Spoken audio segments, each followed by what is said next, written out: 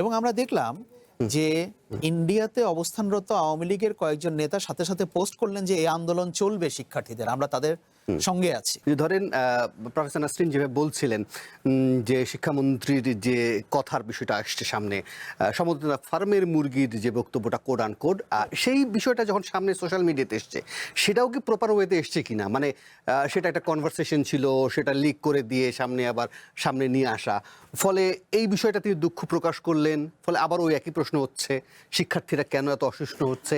এবং স্পষ্টত একটা দুভাগ আপনি লক্ষ্য করেন কিনা এর মধ্য থেকে, যে এক ভাগ কিন্তু ইতিমধ্যে আমি দেখাবো কিছুক্ষণের মধ্যেই, যে আমরা র্যান্ডমলি অনেকের সাথে কথা বলেছি, তাদের মধ্যে এক ধরনের এই পক্ষ আর ওই পক্ষ তৈরি হয়েছে। আগে আমরা প্রথম বিশ্লেষণ শুনে নেই। আচ্ছা, প্রথম বিষয় হচ্ছে, দেখুন, যখন কোনো প্রবলেম তৈরি হয়, মানে এটা একটা লেসন, মানে এখান থেকে আমরা কি শিখলাম? এখান থেকে আমরা শিখলাম যে এই যে সময়টাতে পাবলিক পরীক্ষা হয়, এই সময়টা বাংলাদেশে ভরা বর্ষাকাল, তাই না? এখন আমাদের ওয়েদার ফোরকাস্ট কি বলে? আমরা যেদিন বৃষ্টিটা দেখলাম, আমরা কিন্তু বাংলাদেশে আমাদের কিন্তু ওই রকম আমরা মানে সাধারণত ওয়েদার ফোরকাস্ট দেখে আমরা আমাদের ডে টু ডে অ্যাক্টিভিটি আমরা ঠিক করি না, যেটা ইউরোপে করে, ব্রিটেনে করে। আপনি দেখবেন যে তারা প্রতিদিন বাসা থেকে বের হওয়ার আগে ঘন্টায় ঘন্টা ওয়েদার ফোরকাস্ট চেক করে যে কখন বৃষ্টি হবে, সেটার সঙ্গে তারা তাদের জীবনযাত্রাটাকে অ্যাডজাস্ট করে ফেলে। তা আমাদের তো সেই প্র্যাকটিস নাই। কিন্তু যেহেতু আমরা এই মানে একটা ভরা বর্ষার সময় একটা পাবলিক পরীক্ষা হচ্ছে, যে কোনো সময় একটা বড় দুর্যোগ হতে পারে। এবং এবার যেটা হয়েছে বিভিন্ন জায়গায়, এটা কিন্তু দুর্যোগ, বেশ বড় আকারের দুর্যোগ। মানে চট্টগ্রাম বিভাগের একটা বড় অংশ পানির নিচে চলে গেছে, এবং আমরা কিন্তু তার আগের দিনও জানতাম না যে এই পরিমাণ বৃষ্টিপাত হবে। তাহলে এখন আমি আশা করব যে নেক্সট ইয়ার থেকে গভর্নমেন্ট ওয়েদার ফোরকাস্টগুলো দেখবে।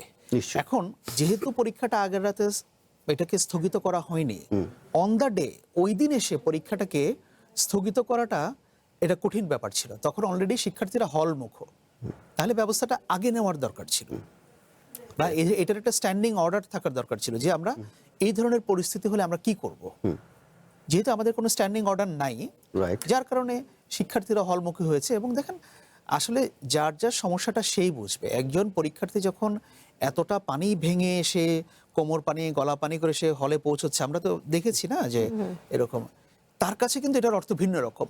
আমি যেভাবে ইন্টারপ্রেট করব আর সেই বিষয়টাকে যেভাবে অনুধাবন করবে, দুইটা কিন্তু দুই রকম।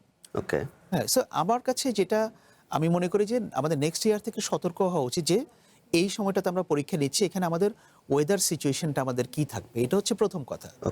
সেকেন্ড থিং হচ্ছে, আপনি বললেন যে শিক্ষামন্ত্রীর যে কথাটা বলেছেন, এটা একটা প্রাইভেট কনভারসেশন ছিল, মানে উনি একটা মিটিংয়ে বলেছেন, এবং সেটাকে উনি কিন্তু এটা কোনো পাবলিক স্টেটমেন্ট দিয়ে বলেন নাই।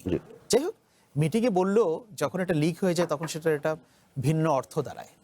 এমন যদি হতো যে উনি একটা প্রেস কনফারেন্স করে বা একটা স্টেটমেন্ট দিয়ে উনি বলেছেন যে এরা ফার্মের মুরগি, 2 ফোঁটা বৃষ্টি পড়লেই অসুস্থ হয়ে যায়, তাহলে সেটাকে একভাবে দেখা যেত। এখন তারপরও এর মাধ্যমে বোঝা গেল যে ওনার দৃষ্টিভঙ্গিটা কি, মানে বাচ্চাদের প্রতি আর কি।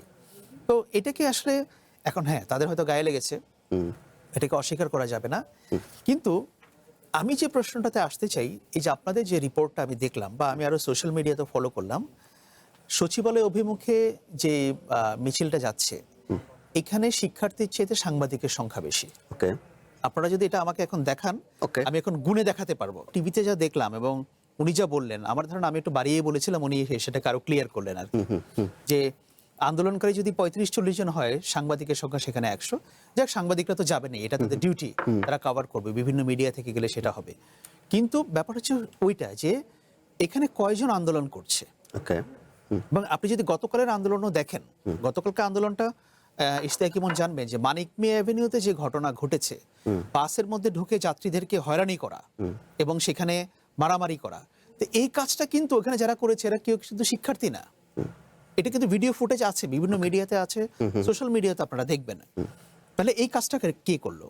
এবং আমরা দেখলাম যে ইন্ডিয়াতে অবস্থানরত আওয়ামী লীগের কয়েকজন নেতা সাথে সাথে পোস্ট করলেন যে এই আন্দোলন চলবে শিক্ষার্থীদের, আমরা তাদের সঙ্গে আছি। এর মধ্যে একজন ছিলেন যে গাজীপুরে একসময় মেয়র ছিলেন, জাহাঙ্গীর আলম বা জাহাঙ্গীর হোসেন, হোয়াটএভার। তো উনিও একটা পোস্ট দিলেন, আমি দেখলাম, আমি ফলো করছিলাম আর কি। তাহলে এখন বুঝতে অসুবিধা হচ্ছে না যে আসলে ব্যাপারটা কি।